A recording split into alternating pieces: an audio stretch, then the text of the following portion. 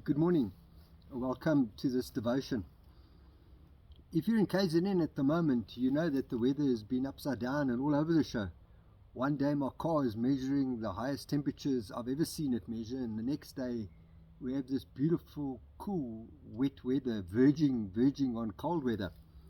And my bonsais back there, they love this weather. You know, I've got to prune them every second week at the moment. And I say thank God for this cold and cool weather. And I'm sure the bonsais are breathing the sigh of relief as there's time to regenerate, time to revive, time to renew. This reminds me that there's this ancient Greek mythology of this Greek hero named Theseus. He was the founder of Athens according to their mythology. He carried out these brave deeds and he rescues this group of youngsters, and he sails with them. After he rescues them, he sails with them back home in this ancient ship we know as the ship of Theseus. Now, to commemorate this event for years, in fact for up to 130 years later, the Greeks take this ancient ship and they sail the same route that Theseus took, saving these youngsters. And the ship was well maintained because over the years, as they found timber that needed to be replaced, they took out the old and they whipped in the new. And decades later, they realized that there's not a single piece of original timber left on that ship. And there wasn't even one piece they could see that was original. And of course, the Greek philosophers have a field day on this.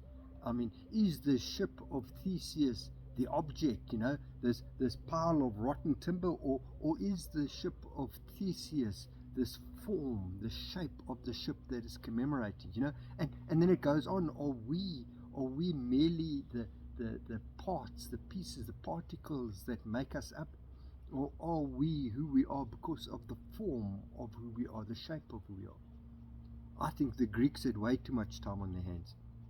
But what is interesting is that we all are getting older. We exercise, some of us diet and go to gym, but getting old is inevitable. We get old, we can't avoid it. Paul, in writing to the church in Corinth, he reminds them that we have this creating light inside of us. We are these fragile clay jars, but we have this great treasure inside of us. Yes, trouble presses on us from every side, but we're not crushed. Sometimes we doubt, but we never lose hope. Other times we suffer, but God does not desert us. We are knocked down, he says, but we're never knocked out. Because why? Because we carry Jesus, the risen Christ, inside of us. We carry with us this message inside of us, not only for ourselves, not only for our own good, but for also the others around us. That the one who rose Jesus from the dead is the same one who will raise us up with Jesus from the dead. And then in 2 Corinthians chapter 4 verse 16, Paul puts it this way. He climaxes with these words. He says, we don't give up.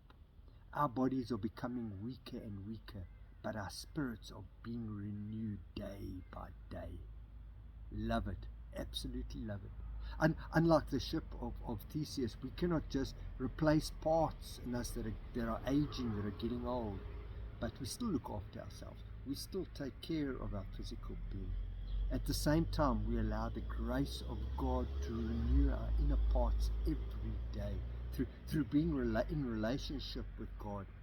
We don't only do this for our own benefit, but for the benefit of everyone around us, the loved ones, the strangers, the least, the lost, the lost. We carry this message inside of us in every part, in every deed, in every form, as the Greek philosophers would say, in every form of who we are.